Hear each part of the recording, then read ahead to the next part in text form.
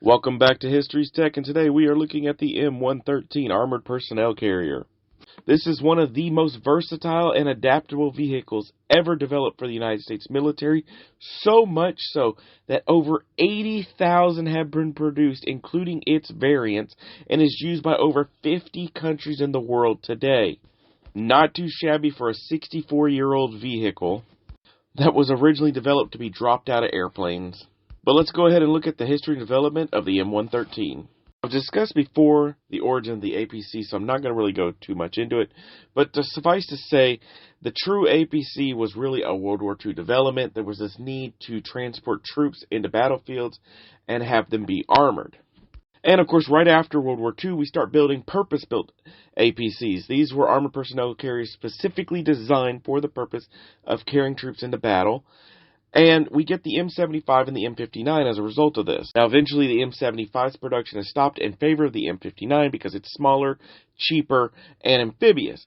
But there is a need for a new vehicle to replace these as part of the Army's doctrine for a new vehicle that was going to be part of their airborne armored multi-purpose vehicle family. Basically, this was supposed to be an all-purpose, all-terrain armored fighting vehicle that was still light enough that it could be deployed from an aircraft and still had amphibious capabilities. So the FMC Corporation, which had actually designed and developed the M59 and M75, came up with two prototypes to basically present to the United States Army. And these two designs combine elements of both the M75 and the M59, and they developed the two prototypes known as the T113 and the T117. Now the T113 was basically an aluminum-hulled vehicle. Instead of using steel, which was the common element and component of the time, they went with aluminum, specially designed by Kaiser Aluminum to be a much better aluminum armor, and it was the idea that it would still be lightweight but provide better protection. And the T-17 was essentially the same design but used steel instead. And while this design was actually heavier, the armor didn't need to be as thick, which meant that the interior of the vehicle could actually be larger. Now, after some evaluation, the T-113 was actually chosen to be the vehicle that was going to end up being the next generation APC for the United States Army. And it basically came down to the fact that even though the armor had to be thicker, it still was lighter than the T-117, meaning it was a lighter overall vehicle. And after the T-113 was chosen and we began developing the M113, a series of development needs had to come about. The first of which, before it even be deployed to its first real battlefield, was the removal of its gas engine in favor of a diesel engine. Now, the next big change actually came with doctrine and usage of the M113.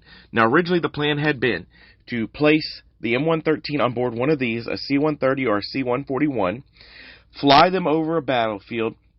The vehicle would then be deployed, dropped in by parachute. It would move troops into the battlefield, drop them off, and immediately turn around and retreat to safety. And because of this, the initial crew of an M113 was just two people. It was a driver and a commander, and then it would carry 11 to 15 passengers inside.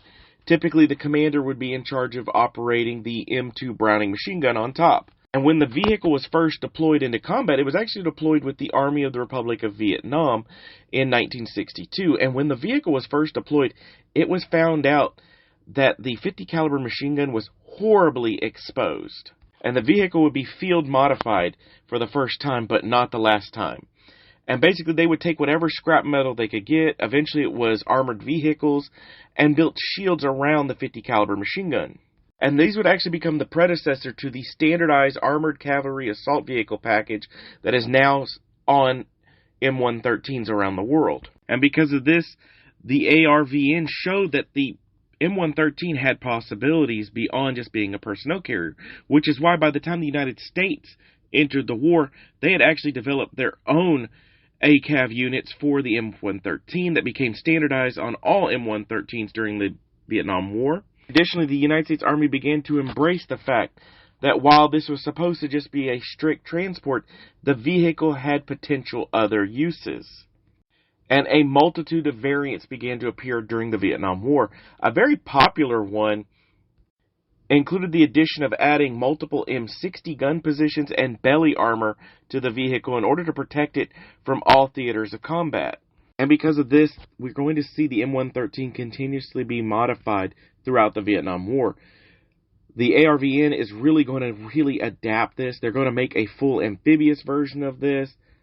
The United States actually starts making anti-mine and anti-shape charge variants in order to protect themselves from weapons such as RPG-7s. And by the end of the Vietnam War, the M113 is going to be seen as a multi-use platform that nations can buy and then change as needed.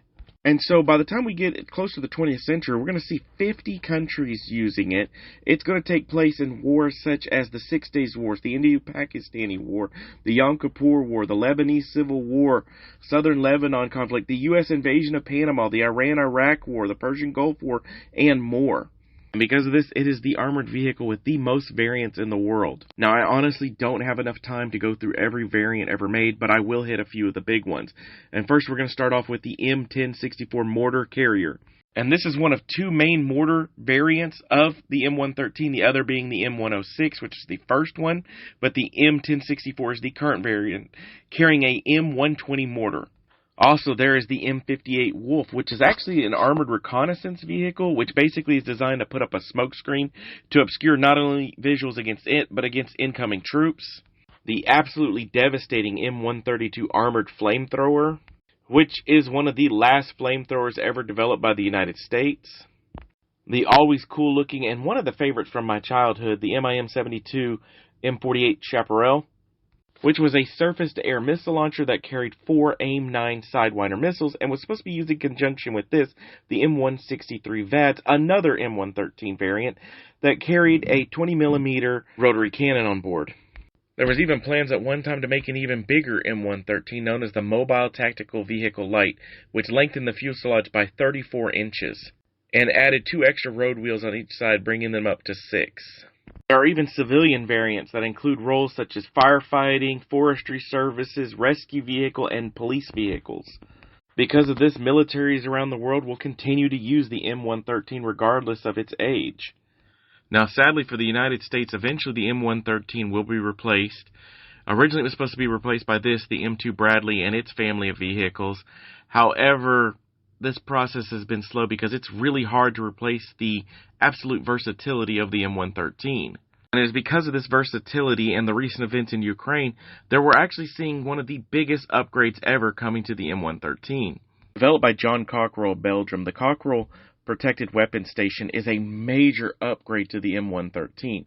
These include things such as the optional 25 or 30mm cannon, a convertible roof, and the roof basically has 4 modes designed to either allow for easy evacuation, full protection, observation, or even a sniper mode, meaning that the M113 is being prepared for the next generation of warfare.